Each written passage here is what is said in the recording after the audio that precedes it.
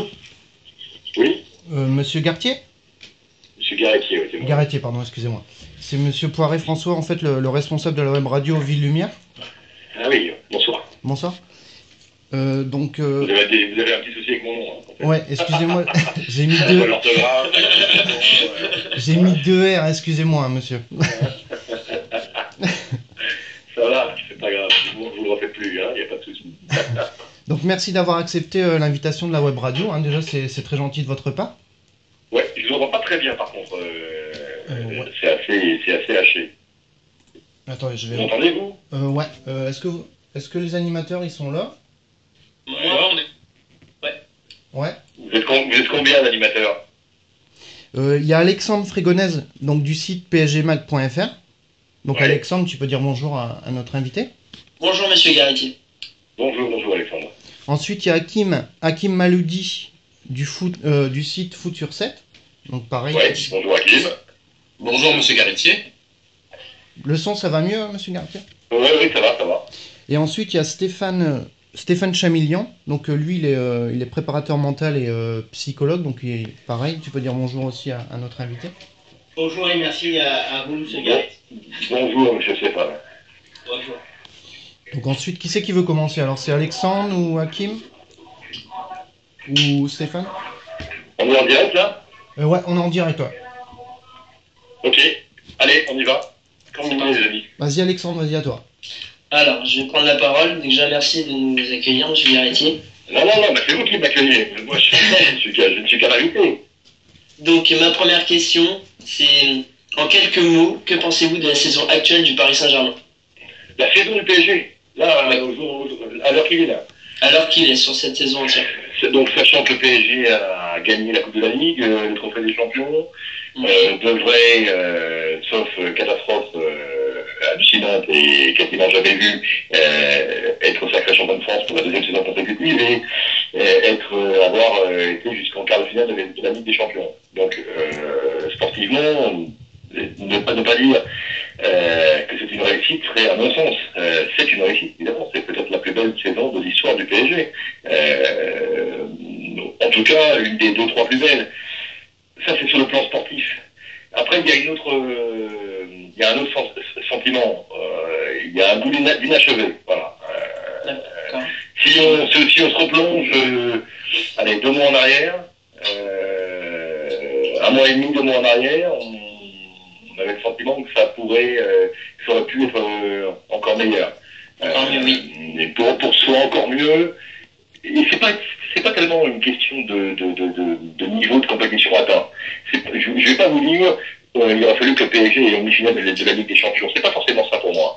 Il me semble que dans le moment clé, alors évidemment, ça a coïncidé avec la blessure d'Ibrahimovic au match aller au Parc des Princes, mais c'est peut-être pas uniquement la seule raison. Il me semble qu'au moment clé, il a manqué un souffle. Il a manqué un élan, vous voyez ce que je veux dire? Il a manqué un vrai engouement.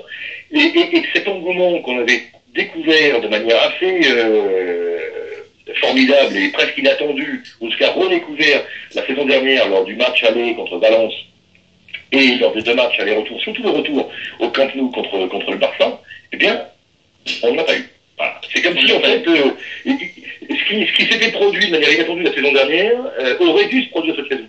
Et on l'a pas eu. Voilà. Et c'est ça qui me laisse, on va dire, un peu sur ma faim. J'ai pas envie d'être...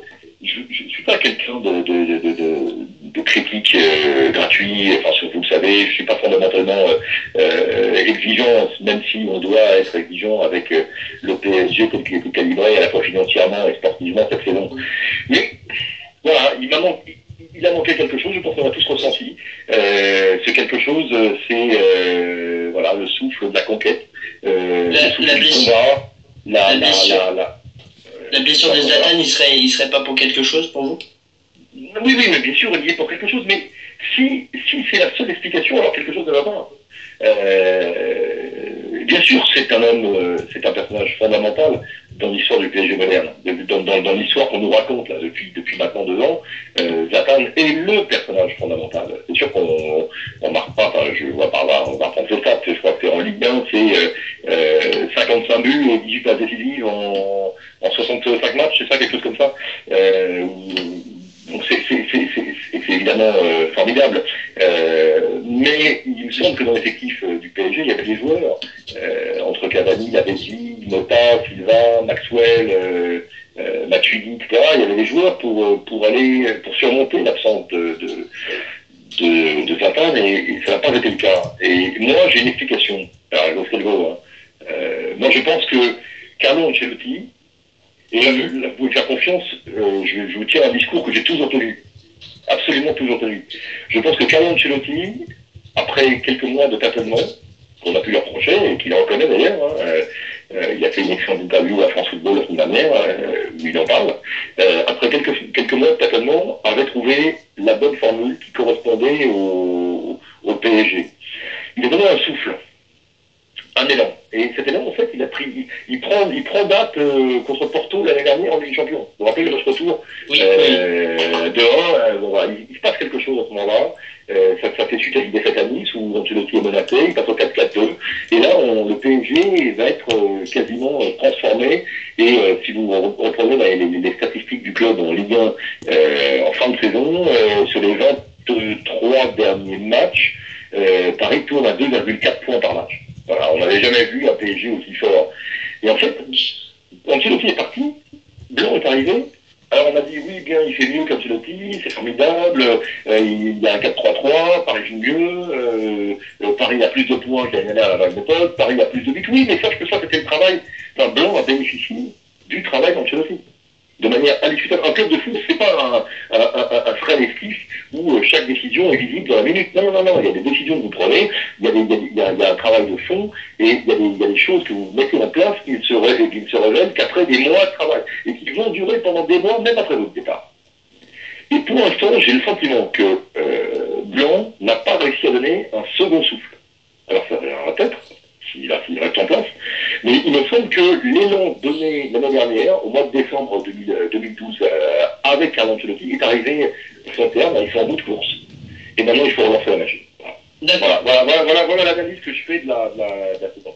Et puis, très franchement, tous ceux qui ont critiqué, je ne vais pas les nommer, mais aujourd'hui, ils mangent leur chapeau et c'est pas la peine d'en parler, qui ont critiqué Ancelotti, qui l'ont considéré comme une sorte de lampiste ou de Bouchia, alors que c'est un immense entraîneur.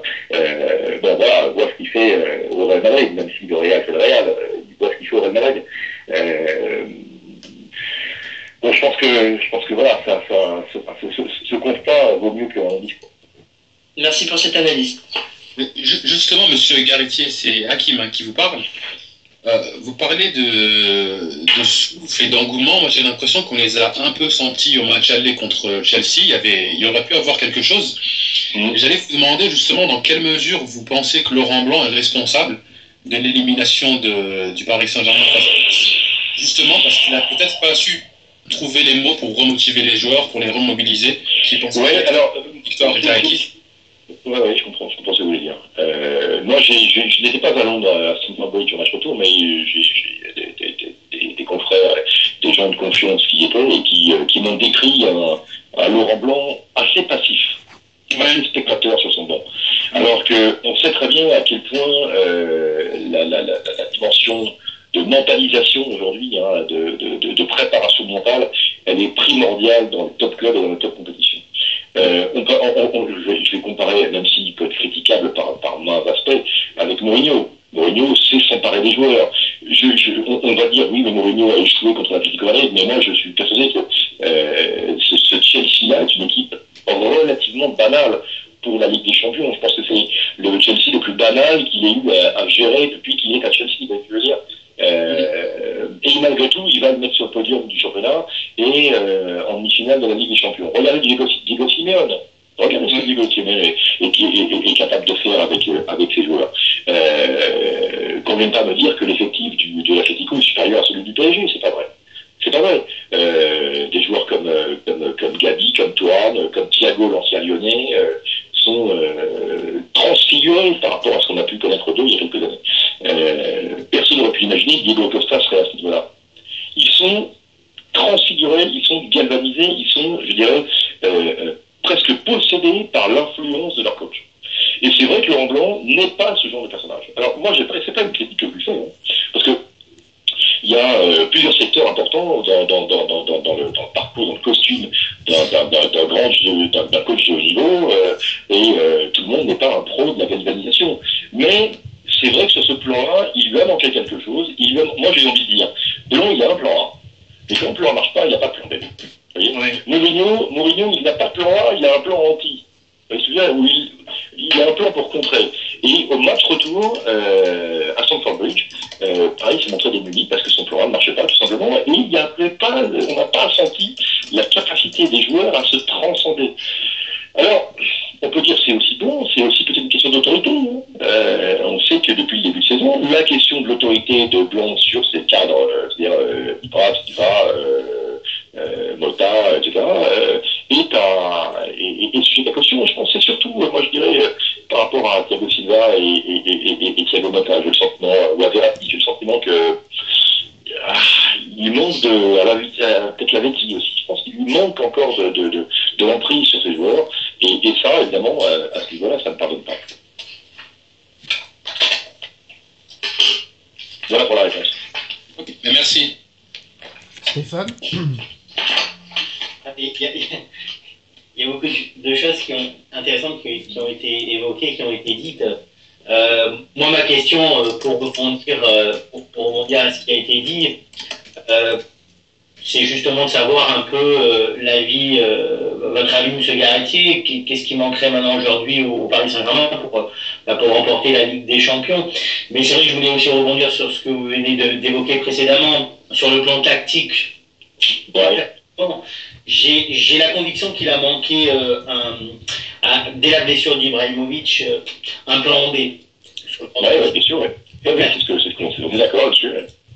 Et par rapport à l'enjeu, j'ai senti, en tant que préparateur montage, j'ai rapidement vu et senti sur la tête des joueurs et de Laurent Blanc lors de la deuxième mi-temps du match retour à Stamford Bridge, l'anxiété. Oui, bien sûr, bien sûr. Elle s'est portée sur son coaching. Alors, pourtant, la capacité à se transcender, peut-être qu'il aura. Moi, je pense quand même qu'il n'a pas encore l'expérience de l'enjeu et que l'expérience, ça. Ouais, mais enfin bon, c'est quand même un joueur qui joue des grands matchs. Il a été quand même champion du monde, champion d'Europe, demi-finaliste de la Ligue des Champions, finaliste de la Ligue de l'Europa League. Enfin, à l'époque, c'était la Ligue de l'UEFA. Laurent Blanc n'est pas un personnage inexpérimenté. Et ce que vous avez été en tant que joueur, vous le transmettez. C'est quelqu'un qui peut être un peu, comment dire, un peu passif parfois face aux événements. Mais moi, je pense que, je veux dire, on est d'accord sur le constat des carences tactiques, sur le constat des carences en termes de management. Mais j'ai envie de dire une chose.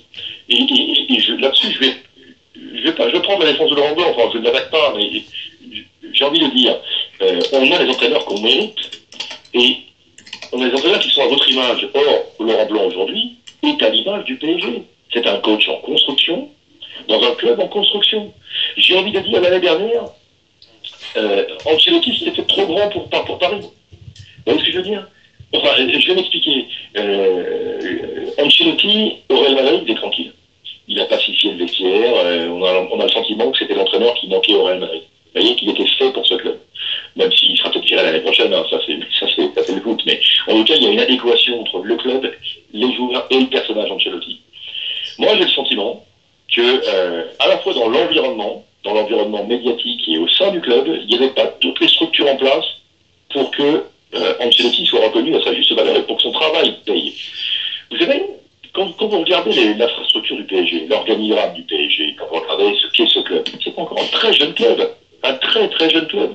Il y a eu une histoire il y a 40 ans d'histoire, il y a eu des choses qui se sont passées, il y a eu des finales de Coupe d'Europe, des grands moments, le Real Madrid, Barcelone en 95, et puis une deuxième vague là qui a commencé il y a 2 ans. Mais on est encore en phase de construction. Autour de Nasser Al-Khelaifi, il n'y a pas tant de, j'ai envie de dire, de compétences. Je ne veux pas stigmatiser l'incompétence, mais il n'y a pas tant de gens très importants, très au fait de ce qu'est un grand club, que ça. Il manque des gens de poigne, des gens de poids, des gens d'expérience dans l'organigramme du club, l'organigramme sportif du club. Et Et Leonardo jouait un rôle assez considérable, peut-être trop considérable, mais aujourd'hui, il n'a pas été remplacé, en tout cas pas officiellement. On dit que Leonardo est toujours très présent en coulisses. Moi, j'ai le sentiment que vous comparez l'organigramme du Bayern Munich, celui du FC Barcelone, celui d'Arsenal ou de Manchester United et celui du Real Madrid et celui du PSG, vous allez voir une sacrée différence. Et pour ça, il faut du temps. Et pour ça, il faut du temps, mais on en revient toujours là, j'ai envie de te dire. Toujours là. Nous, on est trop pressés. On attend beaucoup trop de ce club, en tout cas trop de choses trop vite. Et il ne faut pas oublier une chose, c'est que il n'y a que le facteur temps. Il y a pas longtemps, j'ai fait un papier sur mon blog, je sais pas, vous connaissez mon blog Footballogie, donc le titre c'était l'histoire, ce détail essentiel qui manque au PSG. Et j'ai raconté que à l'époque où Paris s'est créé, où le tout petit noyau PSG a éclos, le Real Madrid, Chelsea, l'Atlético Madrid, le Bayern, ils étaient déjà soit au sommet, soit ils arrivaient au sommet, soit ils disputaient la première finale européenne. Vous voyez, 71, la montée du PSG en D1, Chelsea gagne sa première coupe des coupes. On a oublié ça, mais c'est une réalité. Et Chelsea a connu des mauvais passages. Et l'Atlético aussi, ils sont allés en division 2, on sait très bien qu'ils sont percus de tête, et que la situation économique elle est très contestable. Mais pourtant, ils ont des racines, c'est des clubs qui existent depuis plus d'un siècle. Paris n'a pas ces racines-là, pas encore. Il faut que ça prenne. Voilà, il faut que ça prenne. Alors, j'espère une chose. J'espère que les propriétaires du PSG, que QSI, l'actionnaire principal, a intégré ce facteur temps. Encore une fois, pour moi, même l'argent ne peut tout acheter sauf l'histoire et sauf le temps. Je pense ça profondément, je l'ai dit, je l'ai écrit, et Carlo Ancelotti, dans l'interview de France Football à laquelle je faisais référence, le dit aussi, en toutes lettres. Voilà, on ne peut pas acheter le temps. C'est le sujet d'un mémoire que je travaille en psychanalyse, le temps subjectif. Ouais. Temps objectif. Temps subjectif, c'est-à-dire le temps propre à chacun, et là c'est le temps propre à chaque système, à chaque structure de club pour se développer. Pour se développer, qui a un temps qui contraste avec le temps objectif, en fait. Absolument. Absolument. Allez, je reprends la citation d'Ancelotti qui parle il dit: un président a beaucoup de pouvoir, mais il y a une chose que même les plus riches ne peuvent pas acheter, c'est le temps. Voilà. On est d'accord, hein? On est d'accord, le temps qui fait la différence. D'accord, donc pour vous, Laurent Blanc doit re-signer pour se mettre dans le temps avec Paris Saint-Germain. On ne peut pas changer de coach tous les ans. C'est pas possible. On fait une erreur quand on fait ça. Alors bon, je pense que sans enlever quoi que ce soit à son mérite, je pense pas qu'Antoine Kombouaré est dimensionné pour le PSG tel qu'il est d'aujourd'hui. Je pense pas. Antoine est un homme qui est très respectable par ma respect, mais je suis pas certain qu'il soit capable de gérer un effectif pareil. Après, je peux me tromper, hein. Encore une fois, il n'a pas eu sa chance. Donc, mais vous avez Kombouaré 6 mois, ensuite Ancelotti 1 an et demi, ensuite Blanc pendant 1 an. Donc ça veut dire qu'en 3 saisons, vous avez changé 3 fois d'entraîneur. Exactement, c'est dur de faire quelque chose dans la journée. Ça n'est pas sérieux. Moi, j'ai envie de dire, on a misé un moment sur Laurent Blanc. Ok, alors peut-être que c'était un choix par défaut, j'en sais rien, possible. Oui, sûrement que Mourinho, Wenger, qui sont les rêves de QSI, n'est pas disponible. Mais il faut lui laisser sa chance et du temps. Alors, après, si vous jugez, la question c'est qu'il faut se poser à son sujet. Si vous pensez en tant qu'actionnaire, en tant que manager, que dirigeant de club, que Laurent Blanc ne va pas progresser, mais dans ces cas-là, il faut lui dire honnêtement, il faut sauter là. Ok, mais si vous ne croyez pas en lui, il faut le remercier. Mais ça veut dire que le prochain coach, vous ne pouvez pas vous tromper. Or, qui sont les coachs d'envergure européenne capables de vous emmener en finale de la Ligue des Champions? Alors dans ce cas-là, il faut aller chercher Diego Simeone. Mais est-ce que la patte Diego Simeone, qui ne parle pas français, est-ce que la Grèce prendrait au PSG? Guardiola, peut-être qu'il va dégager, mais pour l'instant il est en place. Je veux dire, si on veut gagner la Ligue des Champions, on a bien vu, il faut plutôt s'adresser à un spécialiste. Mais on voit qu'avec Diego Simeone, qu'on peut miser sur quelqu'un. Quelqu'un peut progresser avec un club. Il suffit de trouver la bonne personne qui incarne votre projet. Si c'est pas Blanc, peut-être que c'est pas lui. Mais dans ces cas-là, il faut lui dire, il faut qu'on arrête tout de suite. Et la prochaine fois, et puis on investit un coach et on le laisse travailler sur 3, 4, 5 ans. Alors, évidemment, aujourd'hui c'est très compliqué, on est dans le foot business, on peut plus comparer à la situation il y a 25 ans. Je veux juste rappeler quand même que si on n'avait pas laissé le temps à Alex Ferguson, si Ferguson avait été débarqué comme David Moyes à Manchester United dès sa première saison, il n'aurait jamais rien gagné, et surtout, enfin en tout cas, il n'aurait rien gagné de majeur avec le club, et surtout Manchester United ne serait peut-être pas devenu ce qu'il est devenu. Or, je suis convaincu d'un truc, c'est que Paris doit trouver son Alex Ferguson. Alors si c'est pas Laurent Blanc, encore une fois, c'est possible. Je n'en sais rien.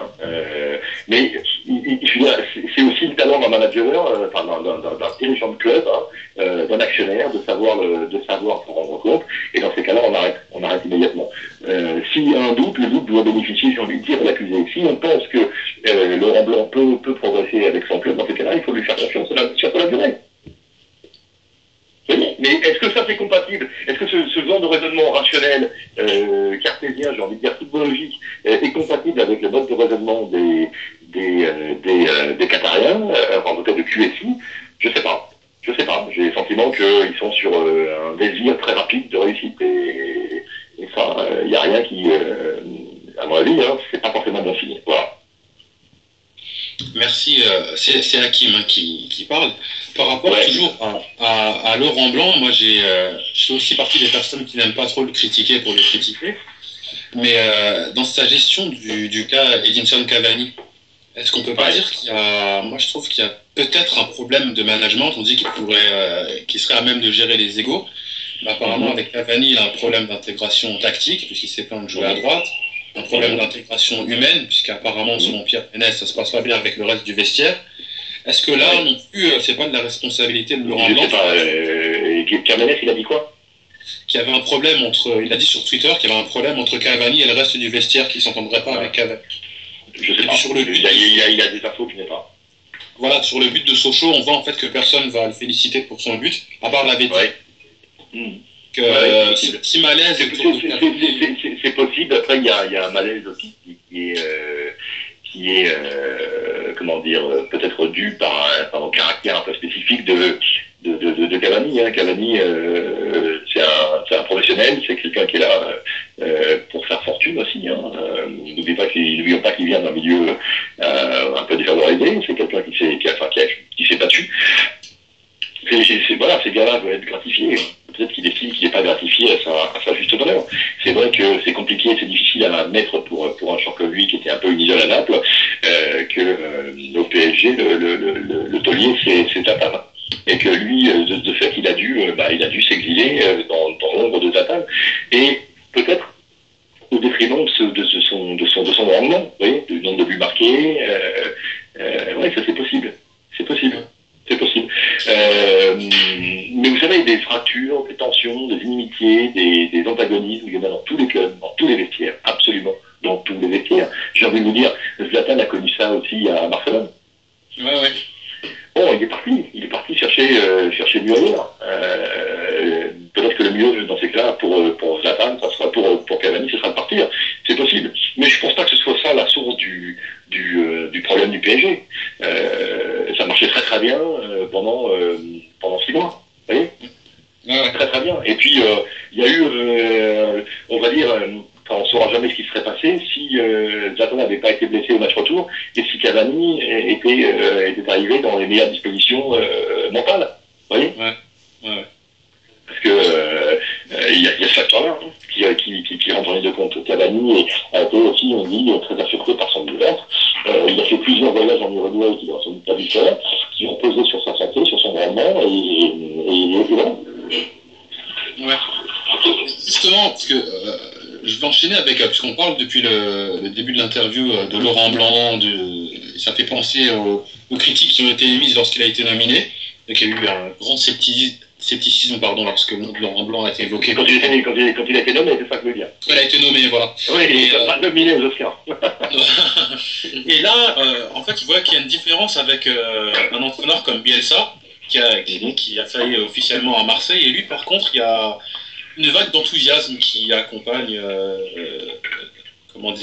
nomination de Bielsa à Marseille, qu'on n'a pas trouvé lorsqu'il s'agissait de Laurent Blanc, qu'on connaît pourtant dans le football français. Comment vous expliquez? C'est parce qu'il est étranger, ça fait un peu de...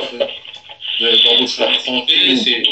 Parce que d'abord, l'OM est très très bas. Qui a un vrai que l'OM est un club très populaire, sans doute encore plus populaire que le PSG pour l'instant, qu'il y a un désir de voir l'OM retrouver un statut de rival pour que le classico, pour que le duel Paris-Marseille revive. Et puis, il y a aussi une dimension storytelling, communication, qui est parfaitement maîtrisée par Vincent Labrune, et qui fait que Bielsa est attendu comme le Messie, alors qu'en fait, on n'a absolument aucune garantie sur le fait que ça puisse fonctionner en France. Je vais même vous dire une chose. Moi, j'ai plutôt, si je regarde l'histoire, j'ai plutôt des garanties du contraire. Je pense que ce serait quasiment miraculeux que ça marche pour Bielsa à OM. Vous voyez ? Mais ça, on nous raconte une histoire, on n'oublie jamais qu'on est dans l'ère de l'image, de la communication, et en foot aussi, il y a de la communication politique, et Vincent Labrune est un excellent communicant, hein, et il a fait ses preuves. Il a fait ses preuves, et c'est pour ça qu'il est arrivé là. Donc, je pense que c'est la raison principale. Après, il y a aussi le fait que, bon, voilà, la sphère médiatique à Marseille soit, on peut dire, pas extrêmement, n'est pas très contrasté, quoi. C'est-à-dire que on est un peu panurgiste, vous voyez.